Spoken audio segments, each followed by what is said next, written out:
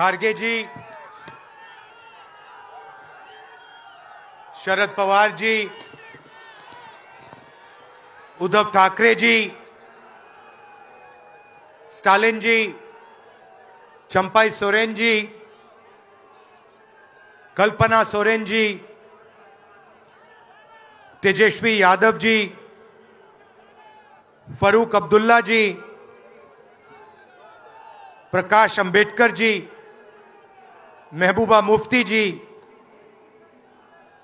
दीपंकर भट्टाचार्य जी, सैयद सादिक अली शेहब थंगल जी, stage पे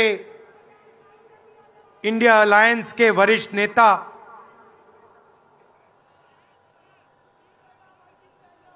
honourable CWC members, Congress और गठबंधन के प्यारे कार्यकर्ता, भाइयों और बहनों, देशवासियों, आप सबका यहां बहुत बहुत स्वागत।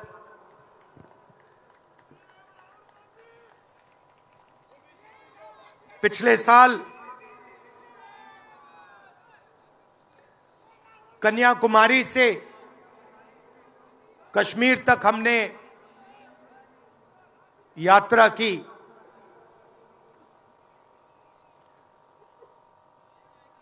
यात्रा करनी पड़ी। अगर मैं अपने आप से पूछता 2004 में, 2010 में, 2014 में कि मुझे 4000 किलोमीटर कन्याकुमारी से कश्मीर चलना पड़ेगा, मैं ऐसी बात सोच भी नहीं सकता था।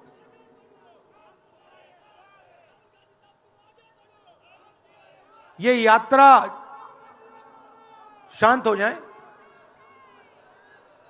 ये यात्रा हमें क्यों करनी पड़ी? क्योंकि देश का जो कम्युनिकेशन का सिस्टम है, चाहे वो मीडिया हो, सोशल मीडिया हो, वो आज देश के हाथ में नहीं है। जनता के जो मुद्दे हैं,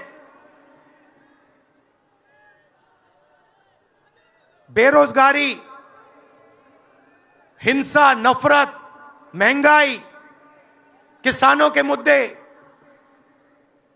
अग्निवीर के मुद्दे, जवानों के मुद्दे,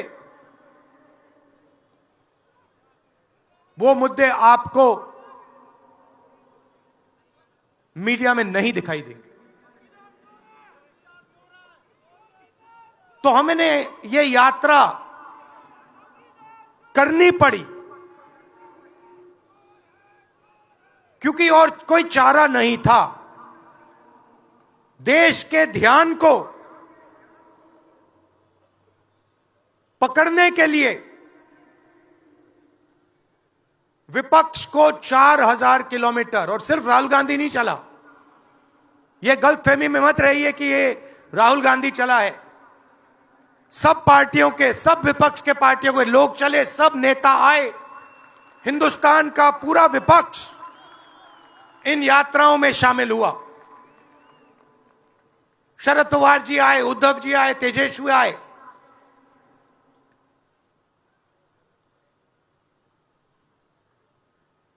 सोशल मीडिया में भी आप गलतफहमी में मत रहिए।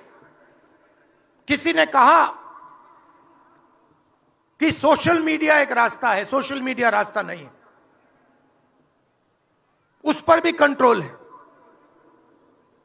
अमेरिका की कंपनियों पर दबाव है।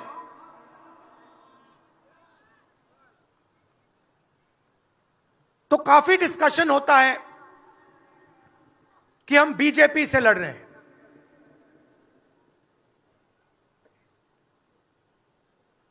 लोग सोचते हैं कि हम सब एक राजनीतिक दल के खिलाफ लड़ रहे हैं। देश भी सोचता है कि ये जो नेता स्टेज पे बैठे हैं अलग अलग पॉलिटिकल पार्टी से हैं, ये एक राजनीतिक पार्टी से लड़ रहे हैं।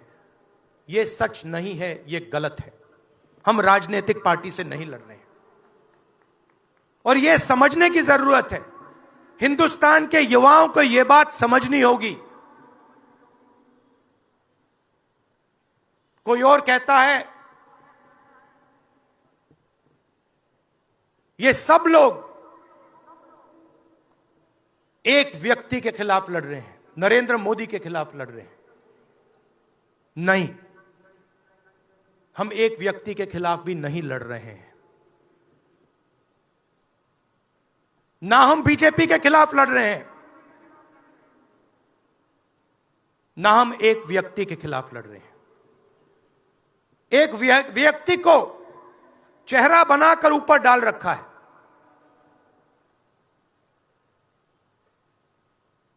हिंदू धर्म में शक्ति शब्द होता है। हम शक्ति से लड़ रहे हैं, एक शक्ति से लड़ रहे हैं। अब सवाल उठता है वो शक्ति क्या है? जैसे किसी ने यहां कहा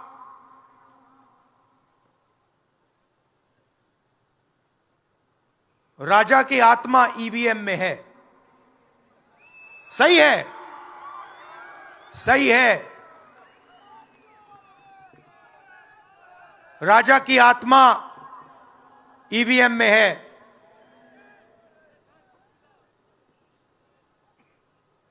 हिंदुस्तान की हर संस्था में है, ईडी में है, सीबीआई में है, इनकम टैक्स डिपार्टमेंट में है। एक वरिष्ठ नेता, नाम नहीं लेना चाहता हूं, इसी प्रदेश के एक वरिष्ठ नेता कांग्रेस पार्टी को छोड़ते हैं और रो के कहते हैं, मेरी मां से रो के कहते हैं कि सोनिया जी मुझे शर्म आ रही है, मेरे में इन लोगों से, इस शक्ति से लड़ने की हिम्मत नहीं है, मैं जेल नहीं जाना चाहता हूं।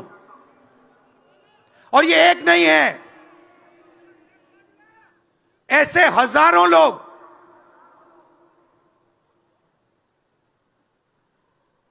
डराए गए हैं। क्या आप सोचते हो शिवसेना के लोग, एनसी के लोग ऐसे ही चले गए? नहीं, जिस शक्ति की मैं बात कर रहा हूं, उन्होंने उनका गला पकड़कर उनको बीजेपी को ओर किया है और वो सब डर के गए हैं।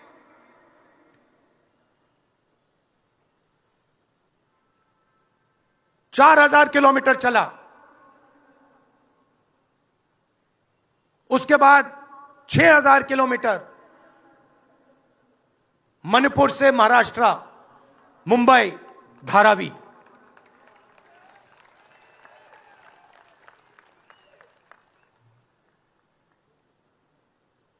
क्या मैंने देखा, क्या सुना, मैं आपको समझा नहीं सकता,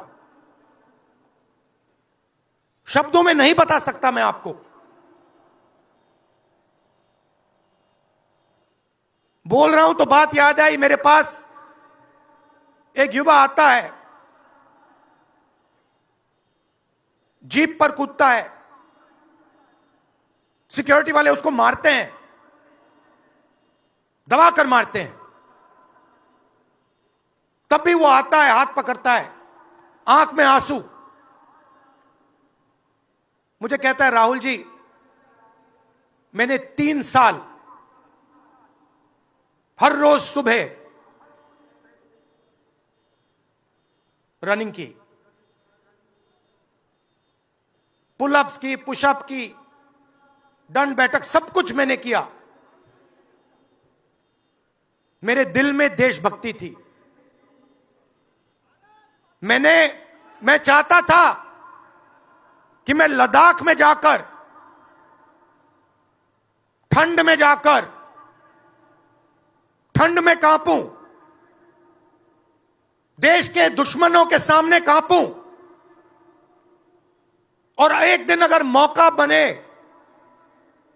तो उनकी गोली भी खाऊं। यह मैंने सोचा था। राहुल जी, अग्निवीर लागू कर दिया। मेरे देश ने मुझे धोखा दिया है। नहीं, तुम्हारे देश ने तुम्हें धोखा नहीं दिया। तुम्हारी सेना ने तुम्हें धोखा नहीं दिया। उसी शक्ति ने तुम्हें धोखा दिया है। नरेंद्र मोदी भाइयों और बहनों सिर्फ मास्क है, मुखौटा है। जैसे ये बॉलीवुड के एक्टर हैं, उनको रोल दिया गया है कि भैया आज सुबह आपको यह करना है, कल आपको यह बोलना है, परसों आप यह करोगे, सुबह उठ के समुद्र के नीचे जाओ, चलो सी प्लेन में उड़ो। 56 इंच की छाती नहीं है, खोखला व्यक्ति है।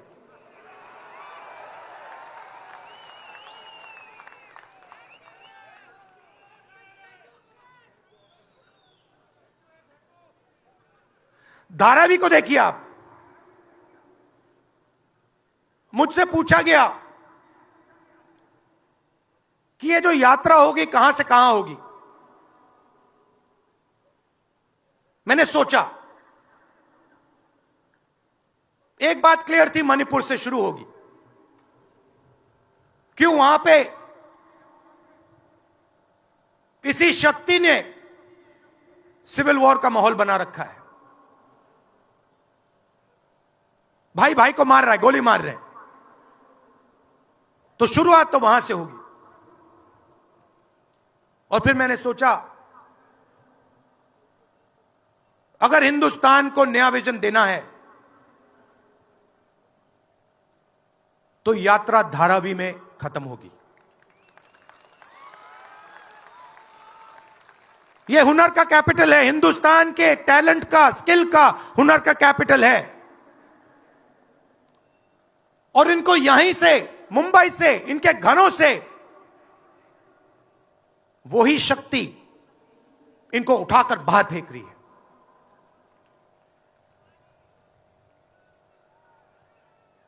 एक साथ मिलकर वही शक्ति इन लोगों की जिंदगी बर्बाद करने में लगी हुई है। मैं आपको इस स्टेज से बता रहा हूं, चाइना में एक शहर है, उसका नाम शेंजन है। सच्चा मुकाबला उस शहर से है जो आपको मीडिया में कभी कोई नहीं बताएगा। धारावी शेंजन का मुकाबला कर सकता है। बैंक के दरवाजे इन बच्चों के लिए खोलो, इन बच्चों को सरकार की मदद करो, और फिर देखो ये शेंजन का क्या करते हैं। उठा के परे कर देंगे शेंजन को ये लोग। Made in Mumbai, made in Dharavi, made in China को उड़ा के हटा देगा, परे कर देगा। मगर नहीं, 22 लोग हैं यहां पे, 22 लोगों के पास उतना ही धन है जितना हिंदुस्तान के 70 करोड़ लोगों के पास है।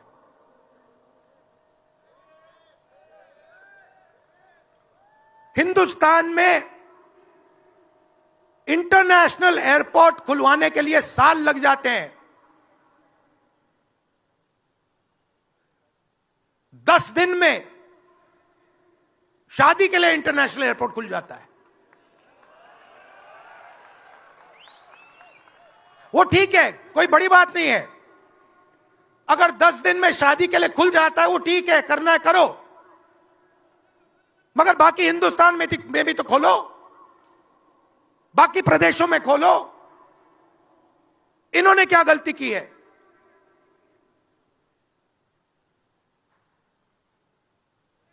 पचास 50% हिंदुस्तान की आबादी पिछड़े वर्ग की है, 15% दलित, 8% आदिवासी, 15% माइनॉरिटी, 5% 7% गरीब जनरल कास्ट के लोग। मीडिया के मालिकों की लिस्ट निकालिए, नाम दिखा दीजिए मुझे। दलित का नाम दिखा दो, आदिवासी का नाम दिखा दो, पिछड़े का नाम दिखा दो लिस्ट में। एक नहीं मिलेगा आपको। मैं ढूंढ रहा हूं, महीनों से ढूंढ रहा हूं।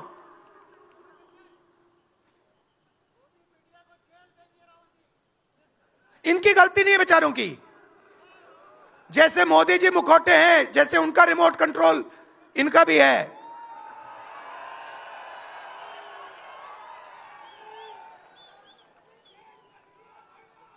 मीडिया में कोई नहीं। हिंदुस्तान की सबसे 200 बड़ी कंपनियों की लिस्ट निकालिए, मालिकों की लिस्ट निकालिए। गरीब जनरल कास्ट का व्यक्ति का नाम बता दो मुझे, दलित का, पिछड़े का, किसी भी गरीब व्यक्ति का नाम बता दो, किसी भी पिछड़े का नाम बता दो 200 कंपनियों के मालिक की लिस्ट में, नहीं मिलेगा। 90 अफसर इस देश को चलाते हैं। मैंने सिस्टम अंदर से देखा है, मैं समझता हूं सिस्टम को, इसलिए मोदी जी मुझसे डरते हैं। सब कुछ देखा है मैंने, सब समझता हूं। मैं अंदर बैठता था उसमें, सालों में अंदर बैठा हूं, कोई नहीं छुप सकता मुझसे, और मुझे दबा भी नहीं सकते हैं। मोदी जी को दबा सकते हैं तो 90 लोग हैं, उसमें 3 पिछड़े हैं, 3 दलित, 1 आदिवासी। फर्स्ट जनरेशन गरीब जनरल कास्ट का मुझे दिखा दो, उसमें एक नहीं मिलेगा। बजट में 100 रुपए खर्च होते हैं,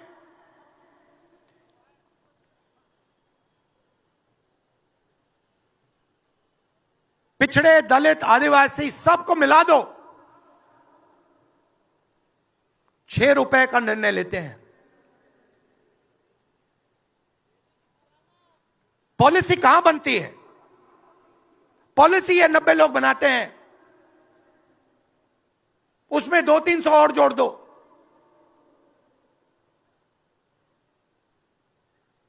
उसमें 50-60 अरबपति जोड़ दो।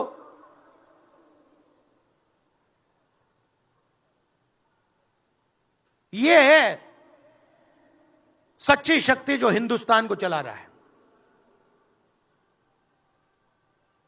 और इससे आप कोई नहीं बचेगा, आप में से कोई नहीं बचने वाला। यहां किसी ने ईवीएम की बात की, मैं आपको बता रहा हूं, ईवीएम के बिना नरेंद्र मोदी चुनाव नहीं जीत सकता है। इलेक्शन कमीशन से हमने कहा कि एक काम कीजिए, विपक्ष की पार्टी को ये मशीनें दिखा दीजिए, खोल के हमें दिखा दीजिए ये कैसे चलती हैं, हमारे एक्सपर्ट्स को दिखा दीजिए। इलेक्शन कमीशन नहीं दिखाता। फिर हमने कहा देखिए, इसमें से कागज निकलता है, वोट मशीन में नहीं है, वोट कागज में है। ठीक है, आप मशीन चलाइए, मगर कागज की भी गिनती कर दीजिए। इलेक्शन कमीशन कहता है नहीं, कागज की गिनती नहीं होगी। क्यों नहीं होगी? कैसे नहीं होगी? सिस्टम नहीं चाहता कि ईवीएम की गिनती हो जाए। क्यों? क्योंकि यह सिस्टम आपके धन को चोरी करने का सिस्टम है। ये आप लोग जीएसटी देते हो, उतनी ही जीएसटी देते हो जितना अदानी देता है। 18% शर्ट पे देते हो, उतनी वो देता है। उसकी आमदनी लाखों करोड़ रुपए, आपकी 50,000 रुपए। और फिर देखो पैसा कहां जाता है। कोई भी स्कीम देख लो, फसल बीमा योजना देखो, 35,000 करोड़ रुपए 16 कंपनियों को जाता है। उसमें आपको एक दलित नहीं मिलेगा, एक पिछड़ा नहीं मिलेगा, एक गरीब नहीं मिलेगा। कानून ये 90 लोग बनाते हैं। पैसा जाता है 16 कंपनियों में। और जब हमारे किसान कहते हैं ओला गिर गया, बारिश हो गई, बर्बाद हो गए, वो कहते हैं भैया नहीं, तुम्हें मुआवजा नहीं मिलेगा, ये तुम्हारा है ही नहीं, तुम्हें कैसे मिलेगा, मर जाओ जाके। नरेंद्र मोदी जी का काम आपके ध्यान को भटकाने का है।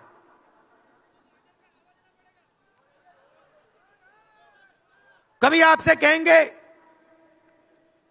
देखो देखो चाइना की ओर देखो, पाकिस्तान की ओर देखो। कभी मोबाइल फोन की लाइट ऑन कर देंगे, थाली बजाओ।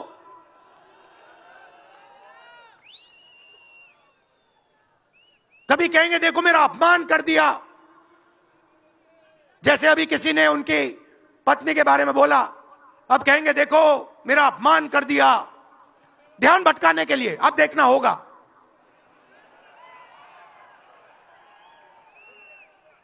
मगर यात्रा में यह सब साफ दिख जाता है, दर्द दिख जाता है, दुख दिख जाता है।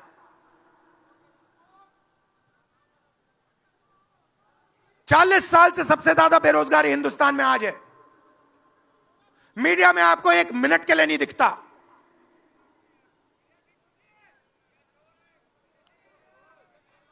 मोबाइल फोन आप देखते हो, चाइना का मोबाइल फोन, शर्ट खरीदते हो, चाइना की शर्ट, जूते खरीदते हो, चाइना के जूते। चाइना के युवा को फायदा हो रहा है, और किसको फायदा हो रहा है? और किसको फायदा हो रहा है? यह आपने कभी पूछा अपने आप से? जब चाइना का यहां माल बिकता है, सिर्फ चाइना को फायदा नहीं होता, हिंदुस्तान के अरबपतियों को भी फायदा होता है, भाई और बहनों। इसलिए धारावी को कभी उठने नहीं देंगे। इसलिए धारावी को यह सरकार कभी सपोर्ट नहीं दे सकती।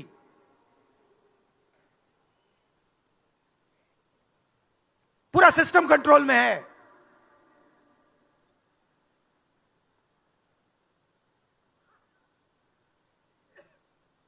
जब इनकी पहले सरकार आई, मैं आपको दिल की बात बताता हूं, पहले इनकी सरकार आई, अरुण जेटली मेरे पास आते हैं, कमरे में बैठते हैं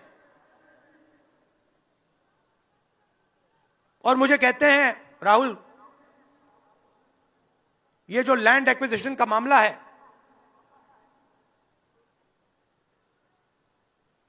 तुम इस पर मत बोलो। क्यों नहीं बोलूं? जनता का मामला है। अगर बोलोगे तो तुम्हारे ऊपर हम केस लगाएंगे। लगाओ केस, मुझे कोई फर्क नहीं पड़ता। क्या कर लोगे मेरा?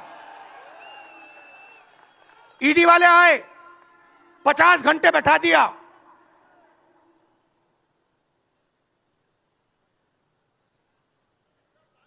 अंत में पता है क्या बोलता है ईडी का अफसर? मुझे पता है क्या बोलता है। कहता है राहुल जी,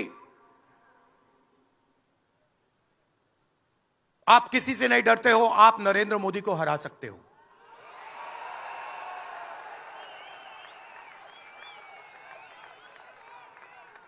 ईडी का अफसर बोलता है मुझे।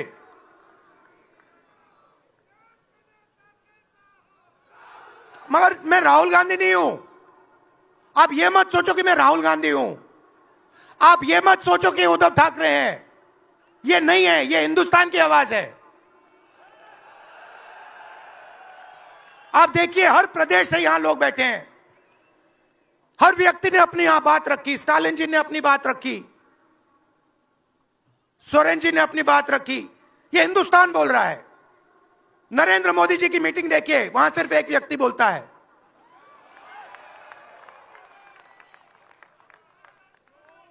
गडकरी जी परे हो जाते हैं, माला के बाहर निकाल देते हैं उनको। इसलिए हमने इसको इंडिया गठबंधन नाम दिया है। ये हिंदुस्तान की रक्षा कर रहा है।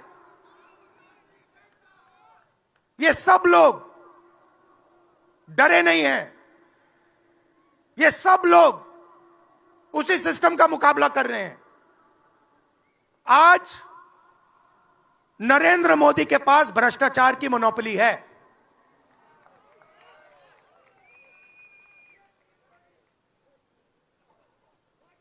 इलेक्टोरल बॉन्ड्स का सिस्टम निकाला। मैं आपको समझाता हूं। यहां पे जो छोटे छोटे सड़कों पे ना एक्सटॉर्शन चलता है, हफ्तेबाजी चलती है ना, वो नेशनल लेवल पे कर रहे हैं ये लोग। मैं बता देता हूं, 4 तरीके की हो रही है। एक, पहले ये कॉन्ट्रैक्ट देते हैं, सरकार कॉन्ट्रैक्ट देगी और सीधा परसेंटेज लेगी। इलेक्टोरल बॉन्ड देख लीजिए, उसमें साफ है। कंपनी को कॉन्ट्रैक्ट मिलता है, उसके एकदम बाद वो बीजेपी को हफ्ता देना शुरू कर देती है। दूसरा, सीधा एक्सटॉर्शन। ईडी सीबीआई भेज देंगे। जैसे यहां पे मुंबई का एयरपोर्ट इनको चाहिए था, ईडी सीबीआई भेजी, एयरपोर्ट किसी और को पकड़ा दिया। सीधा एक्सटॉर्शन। तीसरा, शेल कंपनी।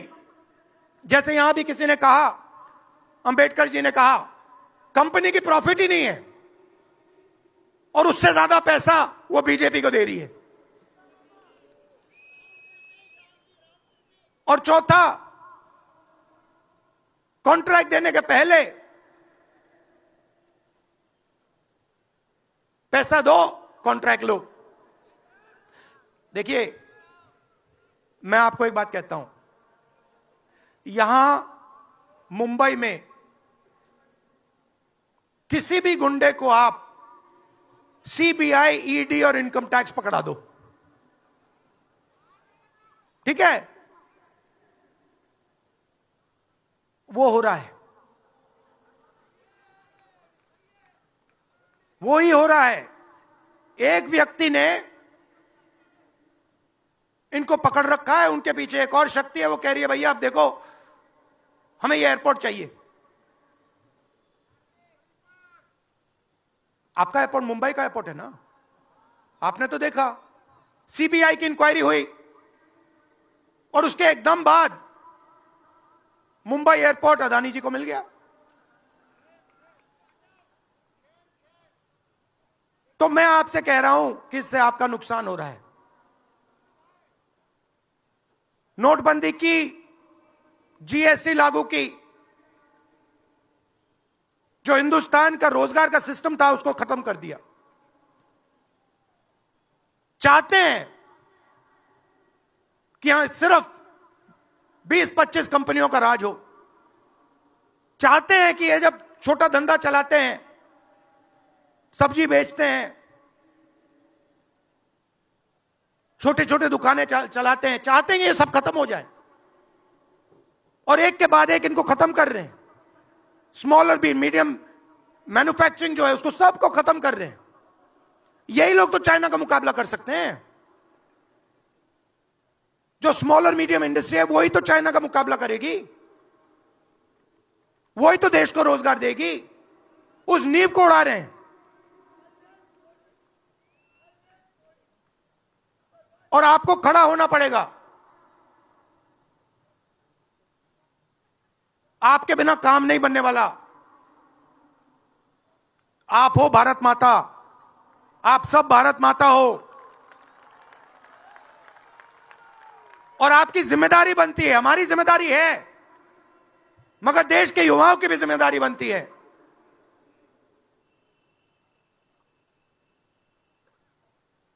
पूरा देश अग्निवीर के खिलाफ है। मैं 4000 किलोमीटर चला, एक युवा ने मुझे नहीं कहा कि अग्निवीर अच्छा लगता है। वो जो रो रहा था मुझे कहता है, राहुल जी मैं नहीं जाऊंगा,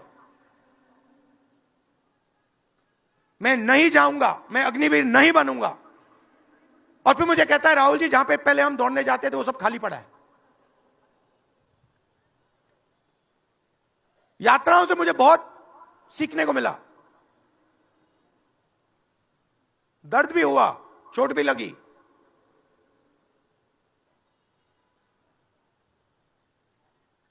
मगर जो प्यार मिला,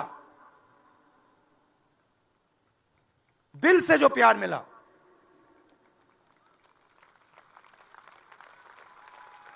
वो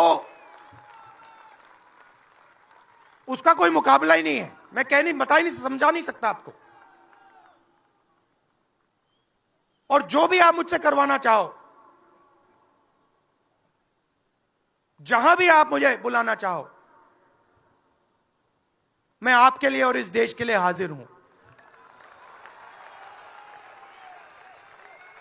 यह नफरत का देश नहीं है, यह मोहब्बत का देश है। नफरत जानबूझ के फैलाई जा रही है।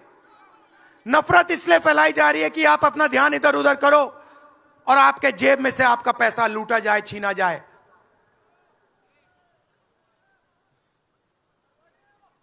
तो नफरत को नहीं फैलने दो।